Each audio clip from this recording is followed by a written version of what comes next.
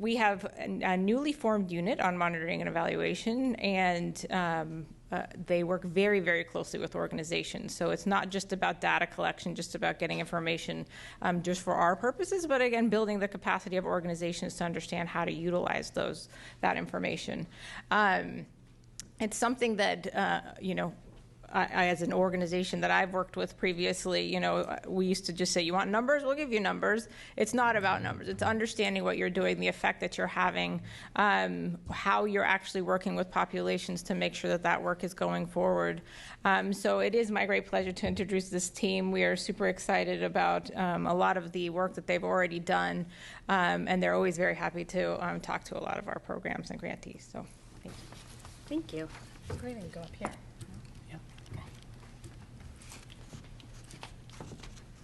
Hi. Is this thing coming down? Oh, is it going to go down? Yeah, we need our PowerPoint. So thank you for all of you who are still here.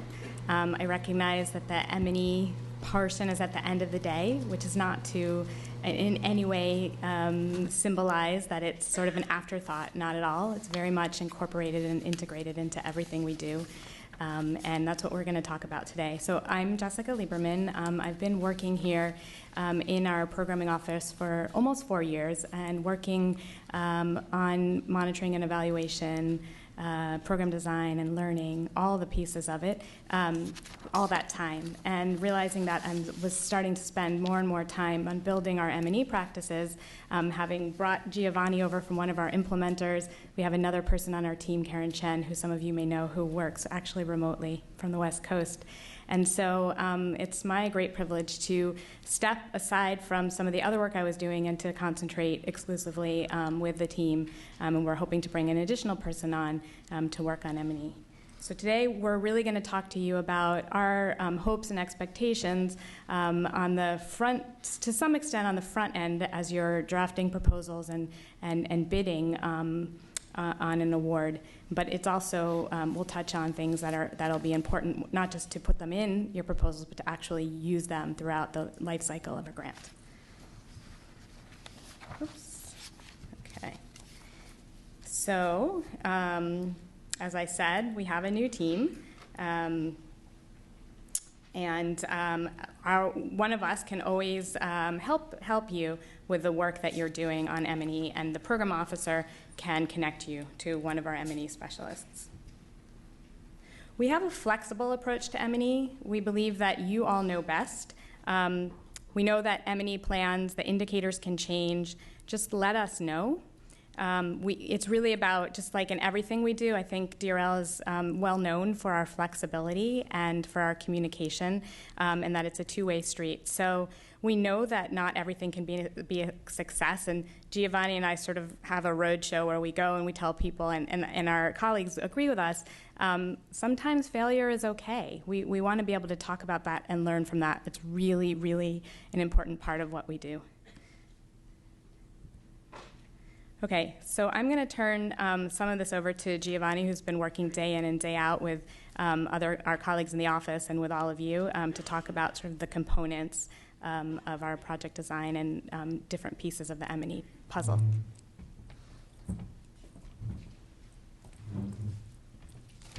Afternoon, everyone.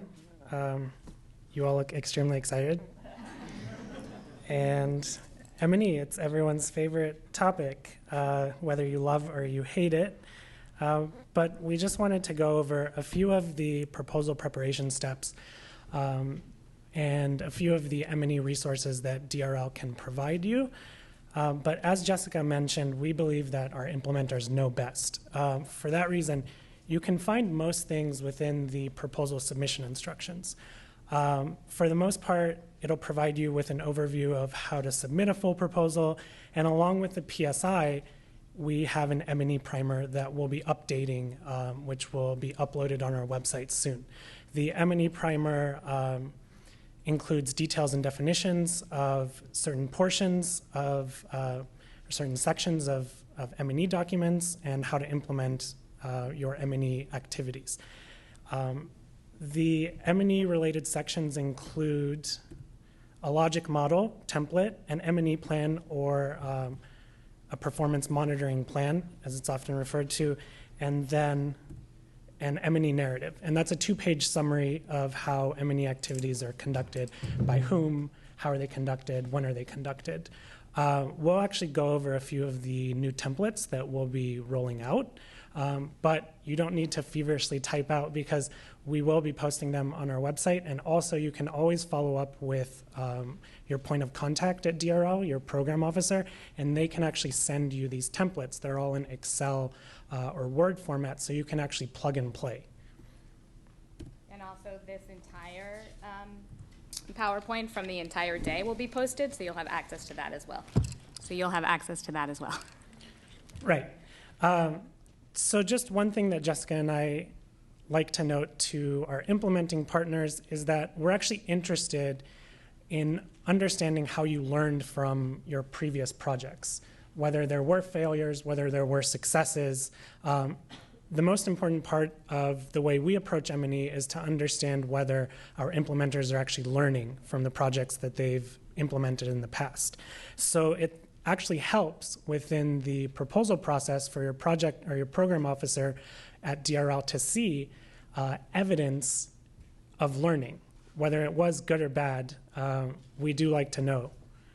And especially as Kat mentioned and has probably been mentioned throughout the day, we do work in closed spaces, and you can't always talk about results. You can't always talk about outcomes, so we're also interested in the process. Sometimes it's just talking about how you were able to move the needle forward. Okay, so several documents to expect soon on our website. And again, we'll have a few slides that will just show you some of these templates, and there's no need to take photos or write it out. Of course, if you'd like to, you can, but you're probably just wasting your time. So here you go. A few templates and guidance notes. So as mentioned, implementers know best. What do we mean by that? The documents and templates that we're providing are not being provided as requirements. They're samples. And they're samples because we know a lot of the organizations that we work with don't have internal monitoring and evaluation specialists. When we say our approach is flexible, we mean that we understand that not all of you have internal M&E specialists. But we also would like to state that M&E should be accessible. It should be accessible to the project officers actually implementing a project. You shouldn't have to think that you need an M&E specialist just to think about your project. So that's why we will be rolling out some of these templates in plain English, not with M&E terminology that tends to make you want to pull your hair out, just so program officers can go through templates and say, this is how I can logically think through project design. Okay, so the logic model template, when it's posted, you'll see that it'll be in Word format. You can easily transfer it to Excel, but there are two sides to the logic model. On the first side, you'll just see that there are a number of guiding questions. And it's what you usually expect from a logic model or a log frame. And these guiding questions are simply there to help your program officers think through how a project is designed. So activities, what activities will be conducted to meet needs or address the issues of the community, but we're also interested in having you state the problem or identifying the problem. On the other side, this is what the logic model looks like in plain English, rather than using the horrible M&E terminology that does make us want to pull our hair out. What are needs? It's actually just what beneficiaries and partners need. What do beneficiaries and partners or your clients actually need? That's a needs statement. What your project is going to do, that's your activity. So if you prefer using a logic model in plain English, go ahead, we're completely fine. And it's actually more helpful to speak how people will actually understand you instead of using all of this jargon. One thing that our assistant secretary constantly says is, what do you actually mean by that? And we tend to get into these long monologues about capacity building of civil society will, and then at the end of your 5-minute rant, absolutely no one knows what you meant. So really what we just want to know is, what are you doing and what happened?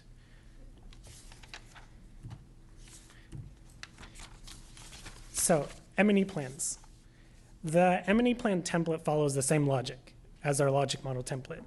The people implementing your project should be able to construct a list of indicators. They should be able to define them, and they should be able to say who collects data, who analyzes it, and who reports on it. That's essentially what an M&E plan is.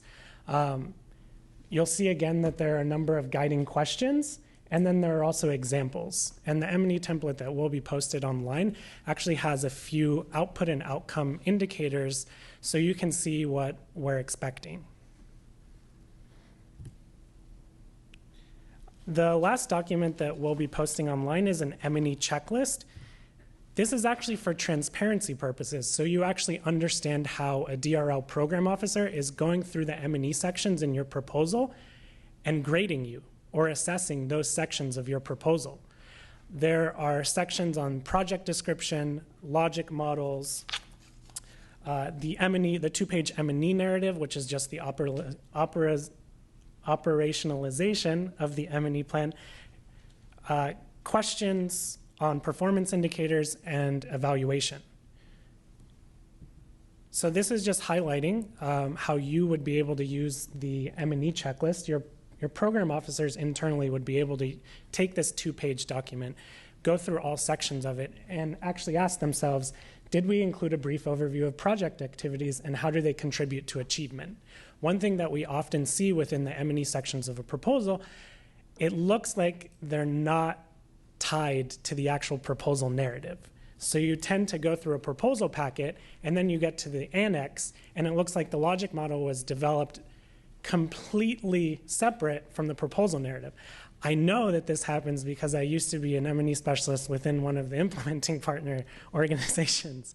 And that's just how it works because proposals are done by committee, but that does not mean that committee does not need to include an M&E person or that M&E shouldn't be accessible to program officers themselves. So these are just, as I mentioned, the components that you'll be able to go through in the M&E checklist. The next part of the presentation, we're just going to go over tips in project design. But before I get to that, I feel like I'm blazing through this presentation a bit. So if anyone does have questions for myself or for Jessica, feel free to stumble over to the microphones in this dark room. If not, then I'll just continue. Question.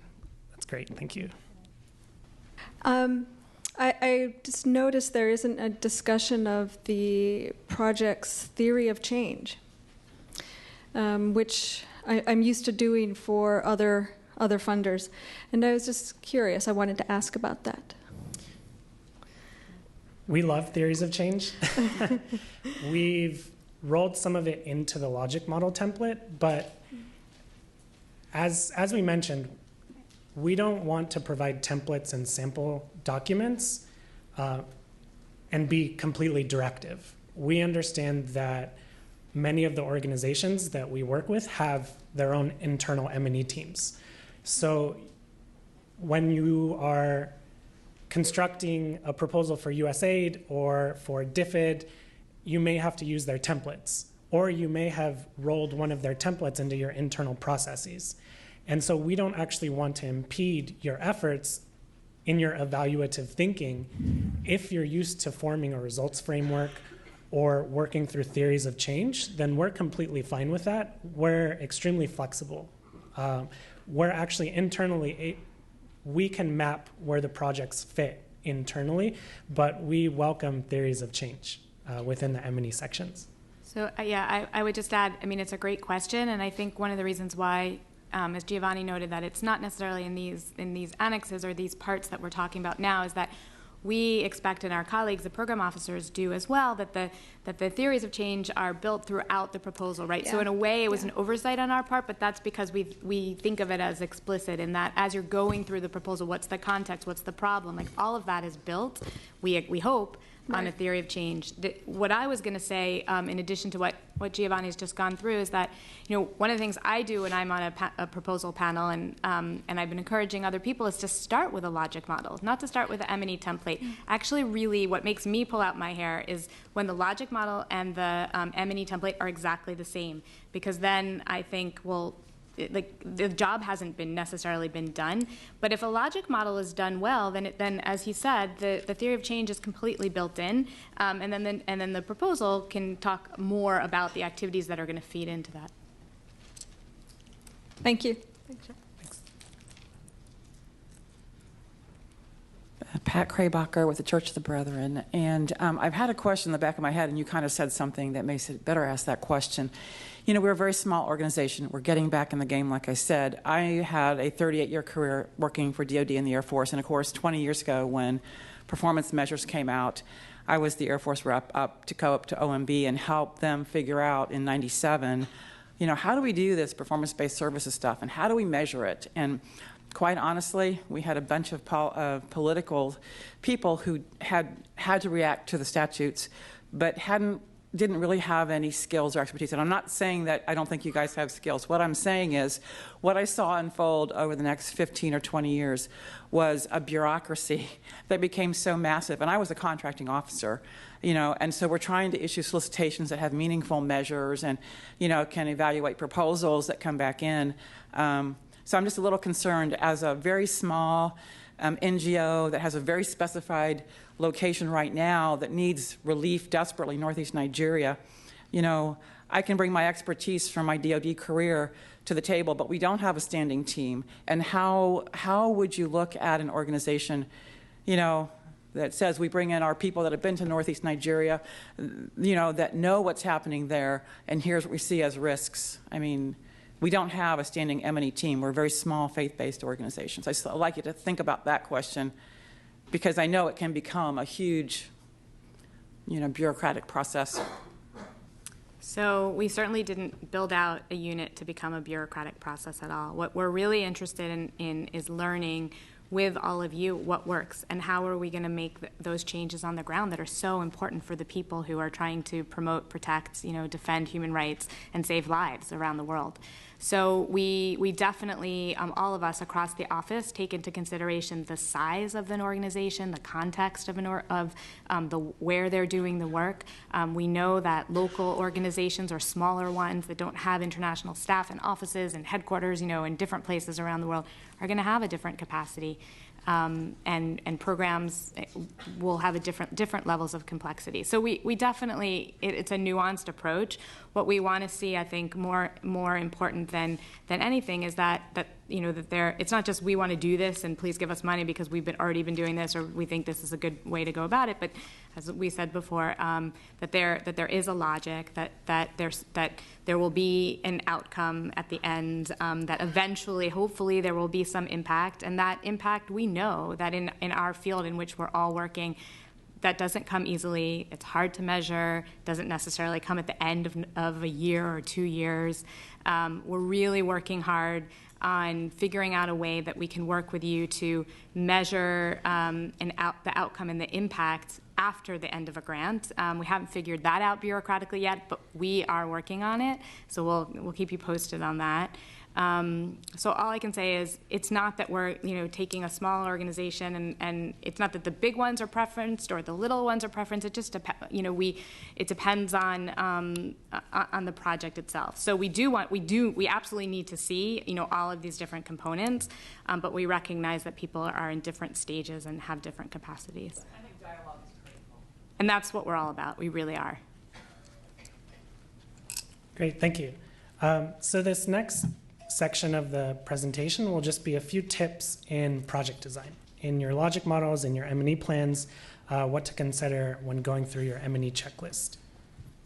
So as Jessica mentioned, some evaluative thinking in project design within the logic model, it's a good idea to construct the logic model before the proposal narrative. The reasons why. Now, one thing that is difficult within the proposal writing process is that it is, unfortunately, a never-ending hamster wheel.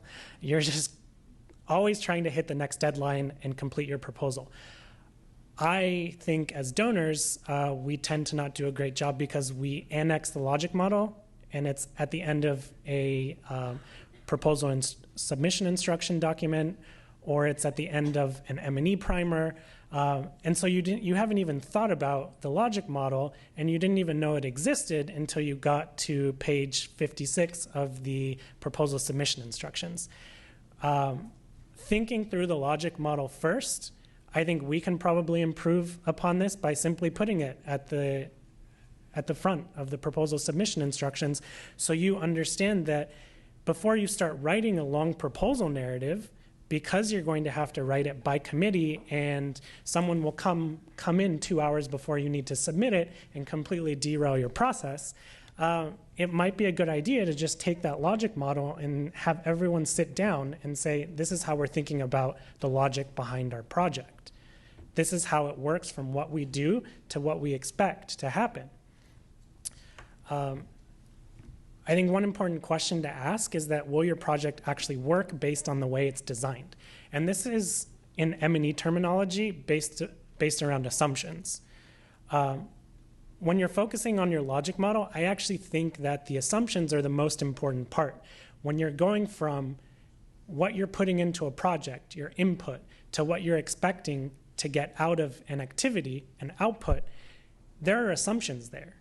If you say that you're going to train 20 people, there's an assumption there in your logic that 20 people will show up, that you'll be able to conduct the activity, that the government will not have a crackdown on civil society. So those are all assumptions and external factors that we should all consider, and it actually helps the proposal writing process that you have it down on paper in this template, and then you can kind of pick those parts out of your logic model and construct your proposal narrative. Third, the world is complex. How does it actually affect your project? So this is what we generally refer to when we're talking about external factors. We operate in highly difficult and closed environments, so we actually we are understanding that these are difficult projects that we're asking you to implement. That's why we're also mentioning that the process is extremely important as evidence. Did the needle move forward? It's not that we're asking you to change laws, stall laws, repeal legislation in all of these countries that you're working in. Sometimes it's just enough to mobilize a community or get people on different sides to start speaking to one another. And then connecting those external factors to your risk management plan. This is probably something that our colleagues within the AQM office mentioned about a risk management plan and about contingencies, but one thing that we often notice is that you have these external factors within your logic model, and then they're no longer mentioned in the risk management plan. So you'll start talking about a government crackdown in country X, but then it's not mentioned in a risk management or contingency plan. So actually the logic model can be a helpful tool in assisting your project team in thinking through these external factors that you can't control. So, M&E plans. A few tips on M&E plans. I always like to ask implementing partners that come to me with questions, is your data actually telling you anything useful? We tend to take a use it or lose it approach. If an indicator is useless, why bother with it? And I think we tend to receive M&E plans or performance monitoring plans or performance management plans, however you like to refer to them. But if it's useless, it doesn't really matter what you call it. It's just useless. Yes? I'm going to jump in here because we've had this question before. So there are two kinds of useless. One is it's useless for you, and so then we certainly don't need it. Then there's that it's useful for you in terms of your process, but it may not be something that we need to know. And we don't need to collect that, and we don't need to waste your time sending it to us. So feel free to have, we can have a conversation about that as well. But if it's about the implementing of the process of carrying something out, and it's not necessarily directly linked to the end activity or the outcome or impact, then that may be something that you don't need to give us, but you may need it for your internal processes. Right, and that's a good point. Sometimes your process, you just need a number of process indicators, and that's completely fine. But if you stack an M&E plan with process indicators that aren't useful to you, it becomes extremely cumbersome for program officers, especially for small organizations that don't have their own M&E teams to analyze all of that data. And actually, if you're including an M&E plan with 60-some indicators within your proposal, it actually becomes somewhat of a contractual agreement between your organization and DRL, stating that you will actually monitor what's within your M&E plan. So just think about the workload that you would be putting on your organization or your small teams when you're including M&E plans that may be a bit too cumbersome. And then quality over quantity, as I mentioned, if you have 60 indicators, 40 of them are probably not that great. So I've been doing this a little too long. So we are completely fine if you have a few indicators under each objective. As long as they're useful to you as an organization, they'll be useful to us.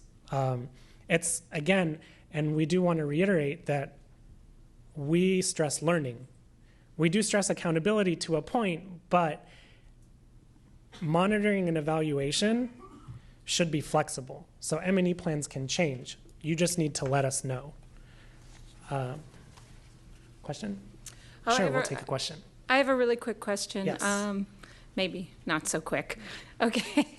It's about the idea of failure and what you're going to be monitoring. I'm really happy to hear you say that you want to learn from failure, because a lot of times I feel like when we do these M&Es, we have to leave our failures out so that we can continue to give funding. I mean, we don't have DRL funding, so, but just that's a full disclosure there. So my question is, you mentioned a very specific example, like say you promise something that you're going to do, and then there's a crackdown on civil society. So when that happens, what is the best way to report on it? What is the best way to kind of say, well, we tried to do this and we couldn't do it, and to convince the donor that, yeah, this couldn't happen? You don't have DRL funding, so you don't know yet that is what happens all the time across the world. I know it happens all the time across the world. With our grantees. So, I mean, the best way, I think there's two ways. One is sort of the informal, and then there's the more formal way in the quarterly report. So, our program officers are in constant contact with the program officers in the implementers. There's a phone call, there's an email, there's a meeting, depending on what can be said, over the phone or through, sending it through the email, depending on the context. Some of the places we work, we really aren't going to share that information, or you wouldn't share it with us unless we were having a meeting, whether it's here or overseas. But in many cases, we could have that kind of exchange through different media. So there's we would know also that there was we would know that there's a crackdown in the country. We may not know the particulars. Sometimes the crackdown is only in a particular province, and we don't know that. You know that first. It's actually, this is a very long-winded answer, but sometimes hearing from you about that particular crackdown in a place helps the panel of deputy assistant secretaries and the policy people learn about it for the first time, because our colleagues at the embassy may not know that yet. They may not have the context that you have. Okay, so it's that communication back and forth, and then it's capturing it in a quarterly report. There's a place to say what were the obstacles, what were the challenges this quarter, what did we try to do to overcome them, and then going back to what we talked about in the beginning. The next time you write a proposal is to say, there's an ongoing crackdown in this country. We have implemented here. We have come up across these hurdles. This is what we did to pivot. That didn't work, or this did work. That's what we want to hear. Or we worked in a neighboring country or across the world in a similar situation, and we know these kinds of things can happen, and this is what we will do if it happens. But it's also very context specific, and so we just have to work together to say, okay, well, we thought we would be able to do it here. But the other part of the country, while that wasn't our focus, we may be able to get some movement, so we'll move. It's a conversation. Does that help? Yeah. Thank you.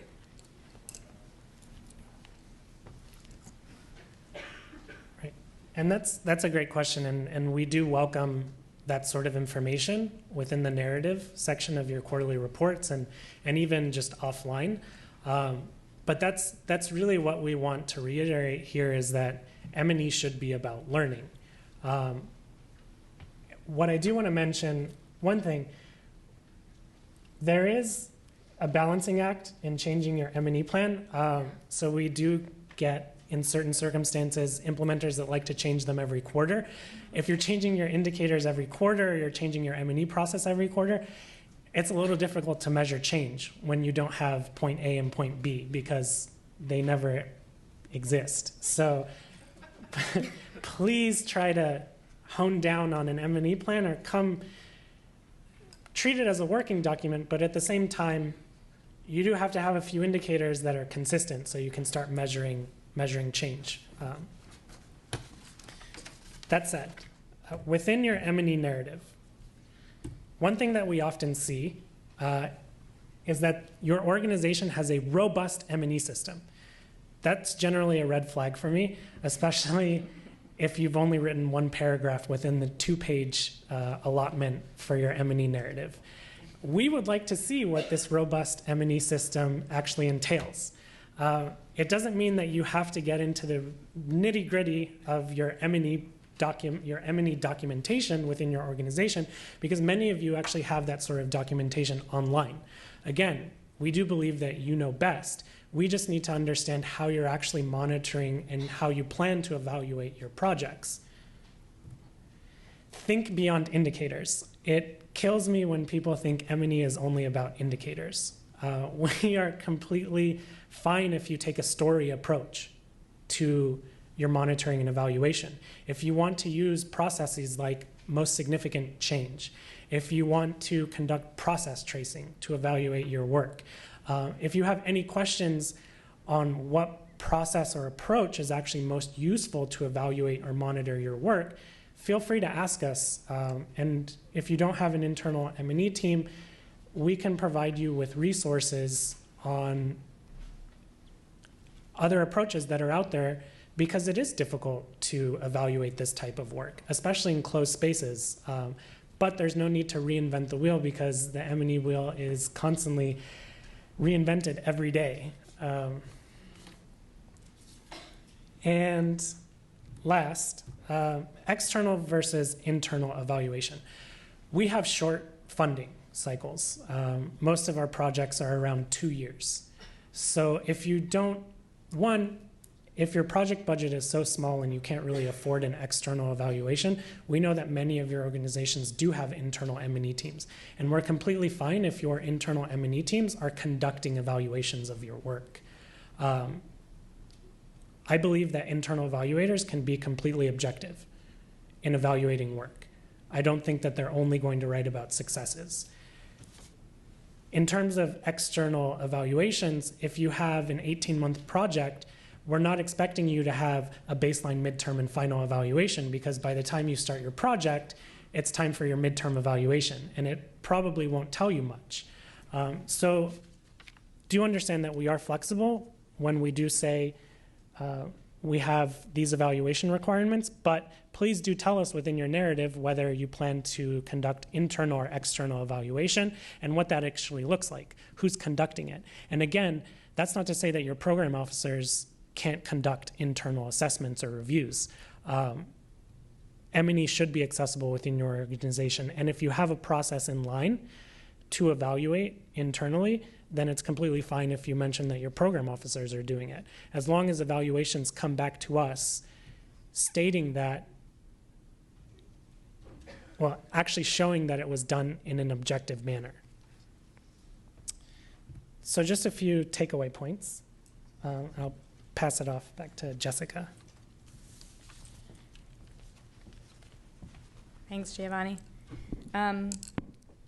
So as I said in the beginning, we really do believe that the program monitoring and evaluation is integral to the program design and implementation, that it's a cycle, that you're learning, you're doing evaluation on your last project, maybe not a project funded by us, maybe project funded by us, and feeding that back in. And so we really do want to hear, as we've stated before, but I'll just emphasize the successes, the lessons learned, whatever way you want to capture that we sort of throw those out. But just what did you learn? What happened? What could you improve? How could you do it better? How could you expand it? All of that's important to us. And we have a focus on utility, that the good program M&E tells us we're really interested on the results on the ground. At the end of the day, we are partners with you in trying to make the world a better place, right? So we're trying to push in really difficult environments. And for those of you who don't work in the most closed societies or closing societies, you're probably working on themes that maybe the country is open, but the issue you're working on is not something that so many people in the society or the government are receptive to. So across the spectrum of what we work on, this is hard. And in some ways, and some of these issues, we've been slogging away at them for decades, and in others, they're very new. And so we're pioneering them together. And so we want you to be learning from what you're doing and to help us learn as well. So, plan ahead. This takes time. We know we don't always give you as much time as you would like. We are now required by the new circulars to give you a little bit more time. But beyond sort of looking at an NOFO when it's posted, be thinking about these kinds of things even before there's an opportunity to write a new proposal. Whoops. I think that is all we have to share, but we're open to additional questions. We actually had finished quicker than we thought. Hi. Hi. So I have two questions. The first one is that we recently, had a debrief with DRL, found out that we were shy of winning a proposal that we had submitted, and one of the comments was external evaluation. But upon review, we realized that we included external evaluation, but not from the DC office, but from the, sub-awards. So I just want to make sure, does the external evaluation, if that is okay to do, to kind of just like sub it out within, like, for example, like a sub-award that is doing just, some of the management, where it includes M&E. The second question is about F indicators, because you were talking about useful and not useful. What's useful to us is not useful to you. Yeah. So, we've always kind of taken it for granted that F indicators have to be in the M&E plan. So I just wanted to see if that's still the case, because now the emphasis seems to be on the learning more than the F indicators from previous years. So we are required to have F indicators, so therefore you are required to have F indicators. Try to choose the ones that are, first of all, you don't have to choose a ton at all. You can choose a few. And try to find ones that will be helpful in some way. We have been engaged in a process, our team in DRL with colleagues at USAID and others, to revamp some of the F indicators. We recognize that a lot of them are quantitative. That's not horrible across the board, but it's not always so helpful in our domain in the world, in the work that we're doing. But yeah, it's kind of, I shouldn't say a necessary evil, but it's not that bad. But yes, we do need F indicators, and we can work with you on the ones that make most sense. On the first question, I'm not sure I completely understood it in terms of, I think you were saying if you had an external evaluation that was conducted by a sub, is that what yeah, that's fine. I mean, it absolutely, that makes sense. I think we would, in general, in terms of evaluation at the end or throughout the process, whether it's internal, quasi-internal, quasi-external, totally external, we would just like to know a little bit more, to the extent that you can, up front in the proposal, what you think you're going to be evaluating and how you're going to do that, or whoever's going to do that, what that's going to look like.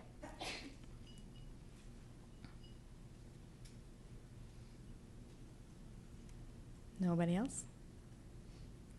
Well, Giovanni and I will be here in the last hour if you have, questions that just that are just one-on-one.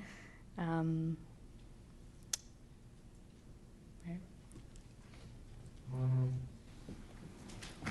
Great. Thank you.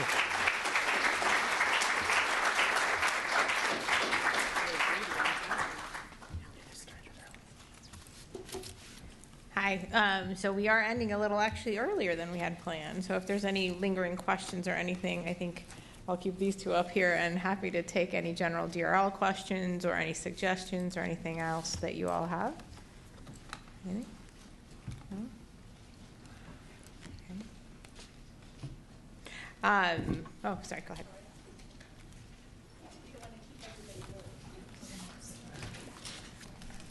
Yeah. Since you offered. Jackie Wilson, I'm with Civic Fusion International. We're a brand new startup, $0 to employees. One of the questions that I had was for a very small organization just starting out. Obviously, we will be looking at being a sub to some of the larger organizations. And one of the questions as I was looking at my evaluation, is there a way to see previous projects, to see the monitoring and evaluation and learning that has gone on in the past so we can look at other organizations and learn from their experience? So one of the things that you might notice about DRL is that we are extremely protective of our recipients because we do work in the garden spots of the world. We tend to be, we're very open about the fact that we do human rights work, the types of work that we do, the countries that we work in, but the actual implementers themselves are something that we, unless the implementer encourages us or says, we're happy to have this discussed openly for protective purposes. A lot of times we protect the names of those individuals or the organizations. As far as evaluations themselves, what's made public, I don't know if you guys have a... So in terms of the evaluations, there's actually a requirement these days for evaluations to be posted. That said, DRL, because of what Kat just said, we usually post the executive summaries or one section because we don't necessarily want governments or other actors to see the actual groups that we work with. We don't want to put them in danger. So I don't think ours are necessarily going to give you a ton of information, but they are increasingly accessible. And then there are other, USAID does post theirs more on their development and their, their deck. And we work with some of those, the NGOs that they work with. We don't work with for-profit organizations. So there's a wealth of information about evaluations, not a ton out there for these reasons on ours. And then I think beyond sort of the protecting people and not putting people at risk, there also is to some extent intellectual property, so that we wouldn't necessarily put other people's other implementers your work out there for everybody else. I think the best thing is just to grab people and talk to them about partnering.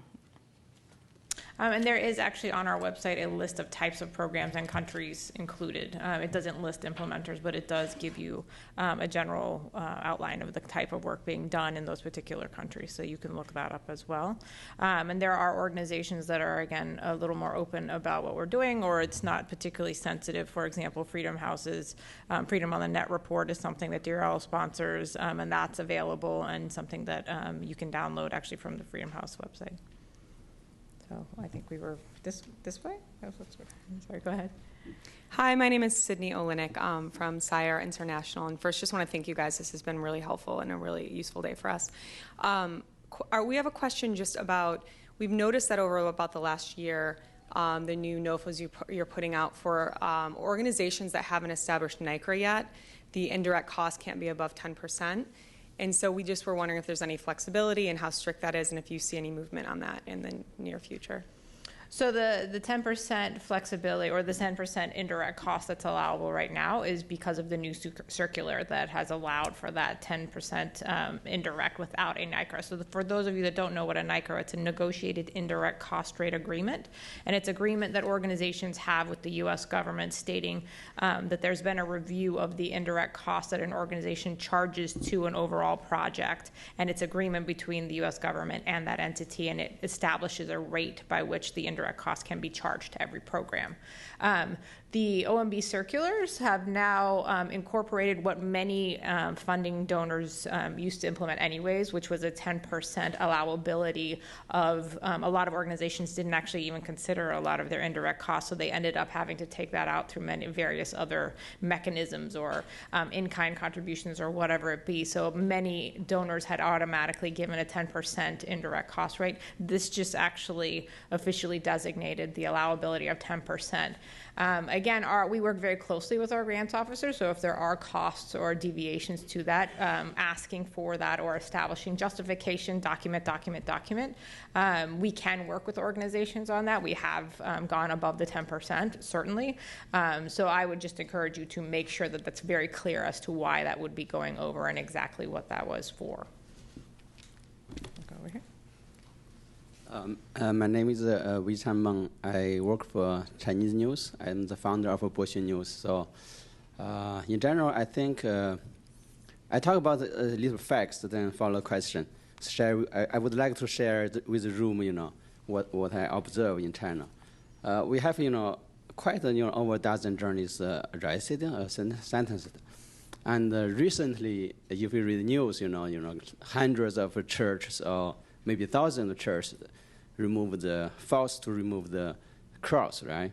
And also like in Tibet, over 150 Tibetans set themselves on fire, burn themselves as a format of protest. And like bookstore owners in Hong Kong kidnapped back to China. Next week I'm going to Hong Kong, so I receive warning, so maybe have the risk because we do the paper publishing in Hong Kong too. So my observation in the Western world is, so many things happen. It seems, most of the world keeps silent. So I also heard the rumors. So because China is so powerful in economic, and the U.S. government owns so much debt to Chinese government. So that's why we are not playing as normal. We are too soft to the Chinese government. So my question is, I heard in the priority change, so many things happened in China. So any change on the policy level? Thank you. Well, certainly I would actually encourage you to, if you have not seen our Assistant Secretary's statement on the recent Human Rights Report release, a lot of it had to do with China and some of the issues going on there. And, across the board, we work very closely with our policy colleagues, our diplomatic colleagues, our embassy colleagues, and human rights are at the forefront of everything that we discuss with most governments. Our secretary, as well as the president, have made it a priority in many of the more contentious areas of human rights and countries that we work on. So I would first and foremost encourage you to go look at those remarks. I think Tom Malinowski is probably much more eloquent than I would be on discussing that, and certainly China was actually a focus of his remarks. So, yeah. Hi, my name is Laura Manatoa, and I'm with World Relief. I just wanted to ask, we didn't talk about this today, but does PRM ever accept, DRL, accept unsolicited proposals? And if so, are there any recommendations or times where that might be more accepted than others? So. No. No. Okay. We generally do not accept unsolicited proposals. Certainly there have been people that have come to DRL and brought ideas or brought suggestions and met with us and certainly given them to us. And almost universally, we always say, yes, we have a process and here's how, so it's a re-education of this is our process, this is how to submit. So that tends to be how that happens. Okay, thanks. Okay. Sorry, go ahead. Jenny Morrison with Corona Center for Peacebuilding. Thinking about project partnerships. Obviously, we always work with host country partners, but I'm wondering about any philosophies internally about more than one partner organization outside of the host country. I understand cost reasonableness is going to be a big guiding factor, but beyond that, any other favoring or disfavoring we should be aware of? You know, we have a lot of consortiums, and certainly when you're talking about closed societies or closing spaces, there is safety in numbers. There is a unity in networking. When you start talking about social movements, when organizations that are working together, let's say a gender organization working with a forensics organization, there's a lot of kind of cross-pollination actually that makes for some really amazing projects. So we would highly encourage that. In terms of safety of organizations themselves, having different levels of types of expertise, different organizations that might know different mechanisms of how to work within a country or within a society. Those have always worked out really well. So we would highly encourage you not just to look at local organizations, but to look at the diversity of organizations that you're working with. And that's something actually DRL certainly prioritizes and values. My name is Jenny Holm, and I'm here with Internews.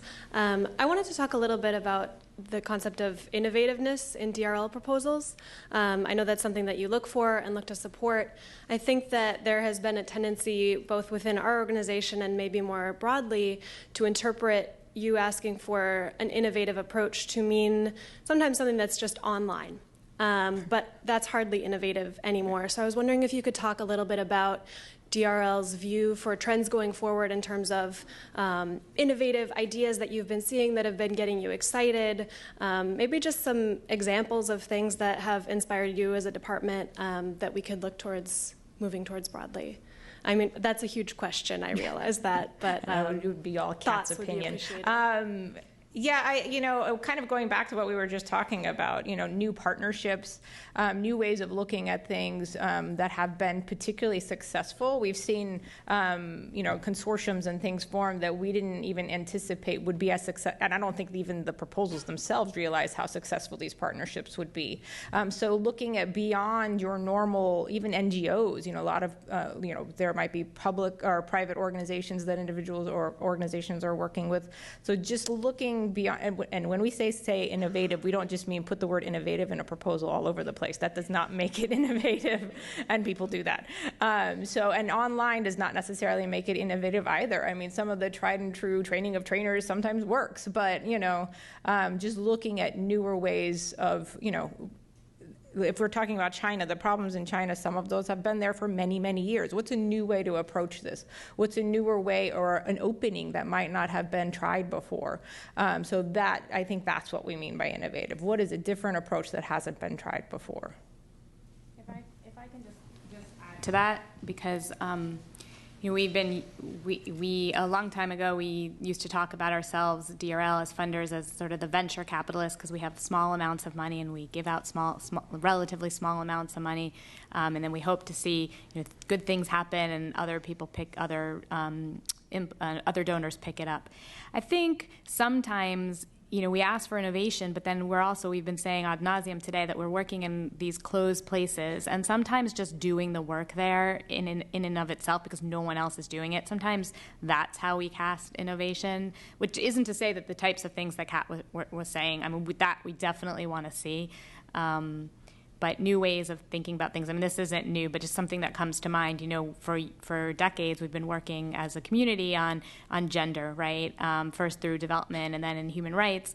And along the way, people realized if you don't include men, then that's not going to be very successful, effective, sustainable. So I don't know that that's necessarily super innovative right now, but those types of things, like Kat said, like bringing in new stakeholders, new approaches. That's what we mean.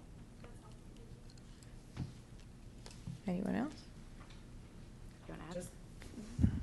Just to jump in on this question of innovation, tying it back to the evaluation, we have noticed that some of our more low-tech projects are quite innovative when they take indirect links, or they make indirect links from cause and effect. So with actual robust evaluations, they're able to show that this indirect link that they're taking in their approach is actually having a positive effect.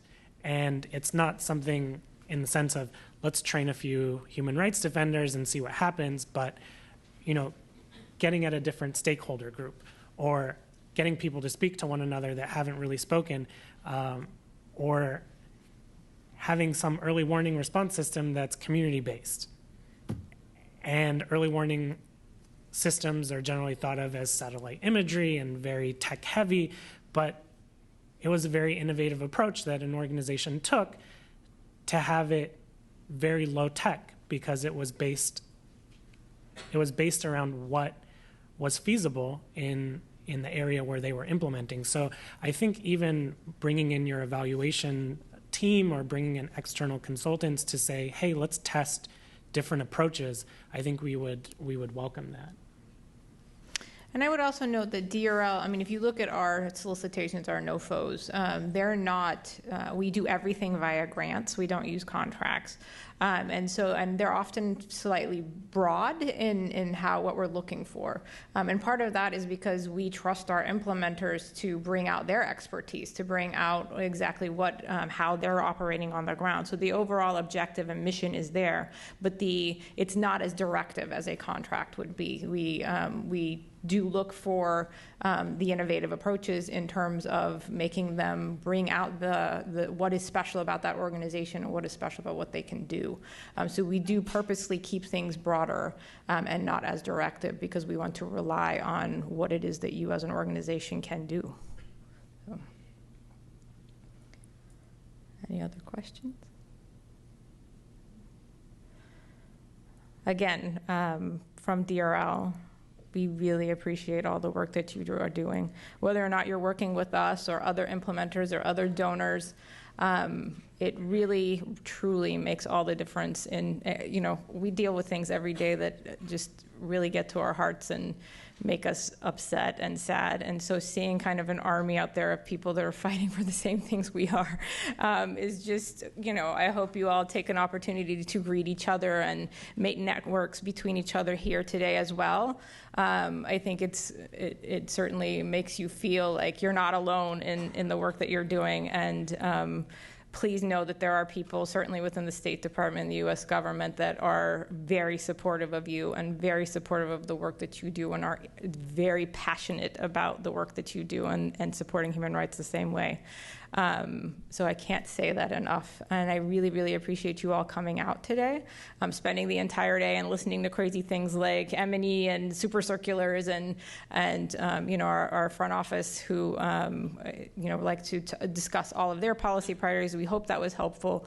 And if there's any suggestions, any other needs that you have, please let us know through the feedback forms. We are always trying to make sure that we are innovative as well and giving you the information that would be most helpful to you. We will have our program officers actually coming shortly to have discussions with you. They'll be in the back rooms back there, so you feel free to reach out to them and have conversations with them just on kind of what they're working on and any questions that you have. I have to give special kudos and thanks to Marissa Brescia, who is sitting right here, for putting together this entire conference. And to Ambria Schroeder, who I don't think is here right now, but I'd like everybody to give them a round of applause.